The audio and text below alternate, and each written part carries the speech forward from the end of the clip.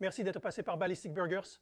Dans cette vidéo, je vais préparer le double cheeseburger au chili de Tommy's, des hamburgers mondialement célèbres originaux du sud de la Californie. Allons-y.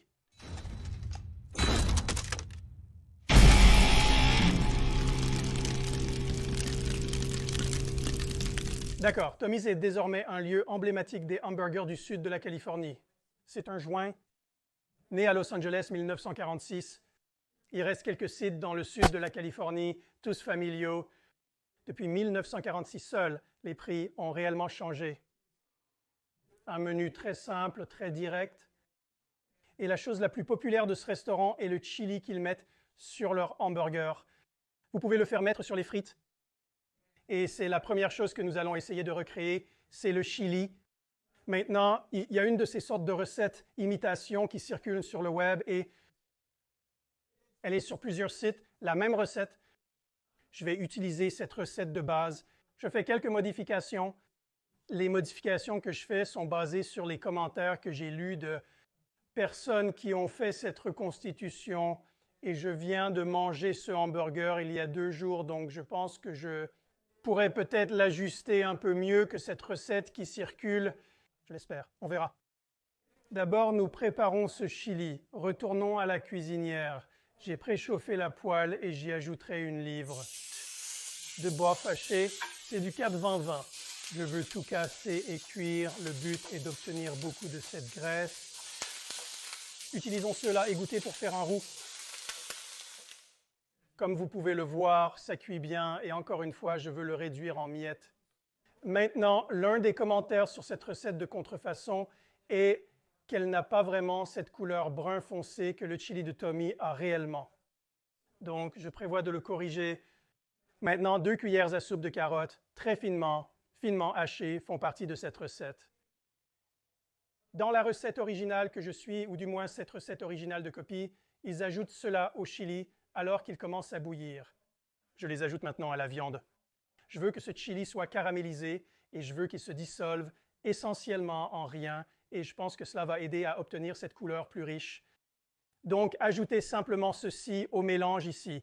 Encore une fois, ce sont 2 cuillères à soupe de carottes finement hachées. Incorporez ceci. Donc, encore une fois, je veux réduire cette viande en de simples petites miettes. Très bien, et c'est ce que je recherche. Tu peux voir que les carottes cuisent vraiment bien. La viande est réduite en petites miettes. Je vais retirer ceci du feu et égoutter toute cette graisse. Nous allons utiliser ceci pour faire un roux. D'accord, la poêle en fonte est chauffée. Je vais ajouter cette graisse et nous finirons avec environ 1 demi-tasse. Maintenant, quelque chose de différent que j'ajoute à cette recette est 1 et 1/2 bâton de beurre. Faites-le fondre.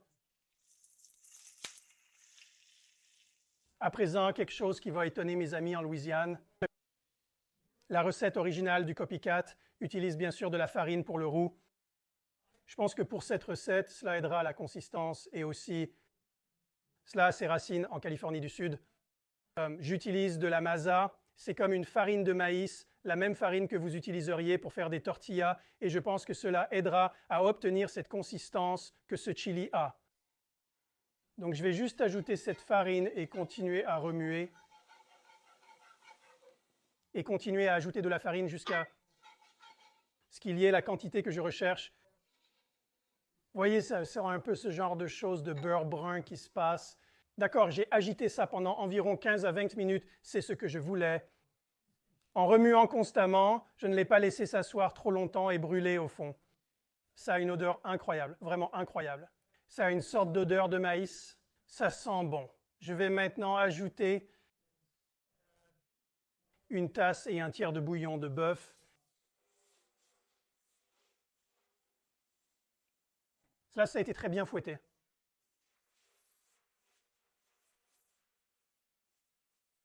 Voyez comment il absorbe tout ce liquide. D'accord, éteignez la flamme. Retirez ceci de la chaleur. Nous l'utiliserons très prochainement. D'accord, j'ai déplacé la viande dans cette grande marmite. Faites chauffer. Je vais ajouter 4 tasses d'eau. Je vais maintenant ajouter ce roux à la casserole.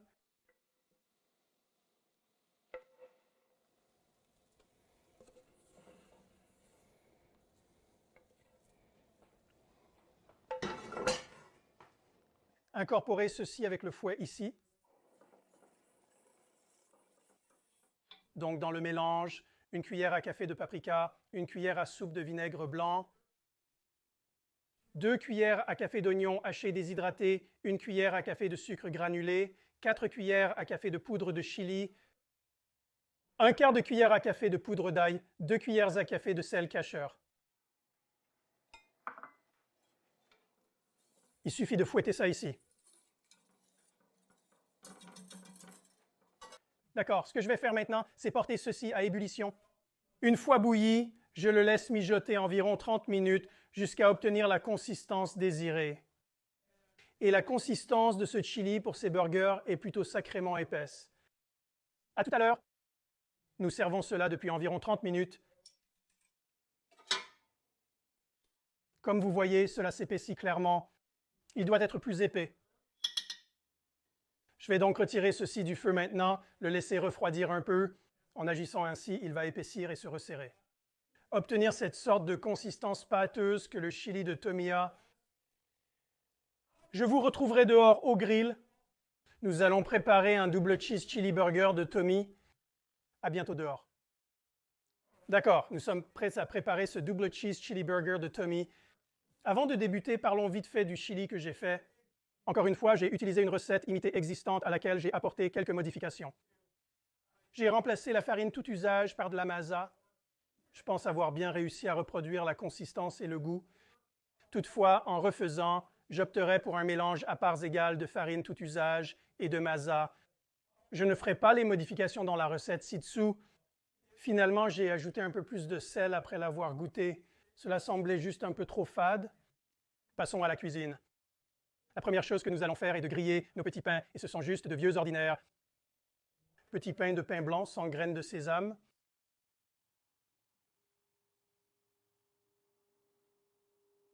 Très bien, bon toast ici. Maintenant, nous allons griller ces galettes. Des galettes assez minces, et en gros, j'ai utilisé la même méthode exacte utilisée avec le Whataburger lors de la formation de ces galettes. Ajoutez un peu de sel.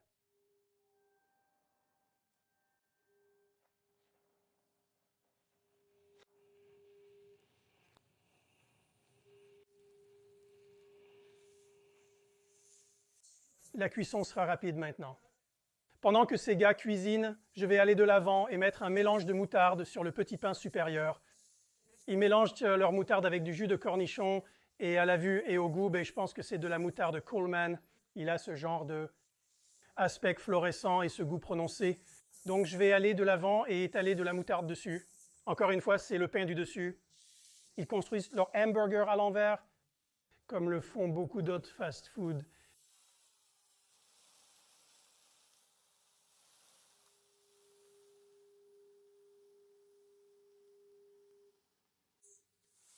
Retournez ces gars. Belle croûte. Ajoutez ce fromage américain, bien sûr. Dans quelques secondes, nous aurons terminé ici. Alors commençons à préparer les condiments maintenant. Posez une tomate. Des cornichons, ils sont assez généreux avec les cornichons.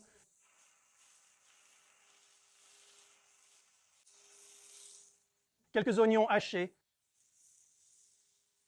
Maintenant, nous allons prendre ce steak, le mettre sur l'autre steak, un peu de ce chili.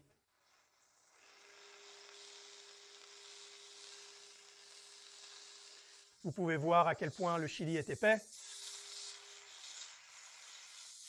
Je construis cela pour qu'il ressemble davantage au burger de leur publicité plutôt qu'à celui qu'ils vous donnent qui semble littéralement exploser. Un petit peu plus. Toujours beaucoup de chili.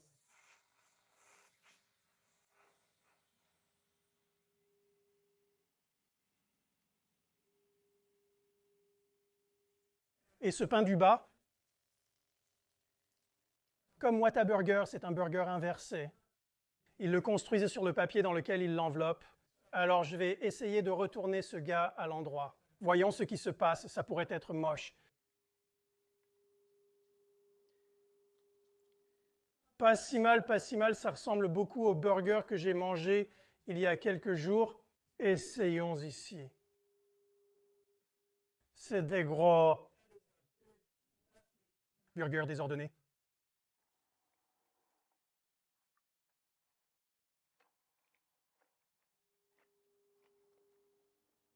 Je te dis, j'étais vraiment proche. Le chili a beaucoup le goût de celui de Tommy, et comme je l'ai dit il y a juste quelques jours, quand je me préparais à faire cette vidéo, j'y suis allé. Ce chili a la même consistance. Cette masa était en fait un bon choix. Je pense toujours à un 50-50. Peut-être se rapprocherait un peu plus, mais tout ce qui se passe ici, vous savez, ces oignons hachés dans le mélange se marient très bien avec le chili. Cette croustillance et acidité des cornichons, ils se désintègrent dans ma main. C'est sûr, il faut une couche pour ce burger. D'accord. Posez cela soigneusement. La planche à découper est maintenant un désastre. Je suis très content de cette reconstitution. Même couleur, ce chili a la même couleur, la même texture. Quoi qu'il en soit, les gars, passons à la mise en lumière de la bière. Donc, ce que je bois aujourd'hui, c'est une Ballast Point California Kolsch. Et pour ceux d'entre vous qui suivent ou apprécient Ballast Point, c'est ce qu'ils appelaient auparavant Yellowtail. C'est très semblable à une Pilsner. Ce n'est pas aussi dur qu'une India Pale Ale, mais c'est quand même assez audacieux. Ce que j'aime vraiment à propos de ça, c'est qu'il a un côté croustillant, un peu des notes de saveur fruitée, mais c'est très rafraîchissant et c'est ce que j'aime à ce sujet. Ça ne vous alourdit pas comme ce gros burger va m'épaiser. Quoi qu'il en soit, les gars, merci d'être passés. On se voit dans la prochaine vidéo. Santé!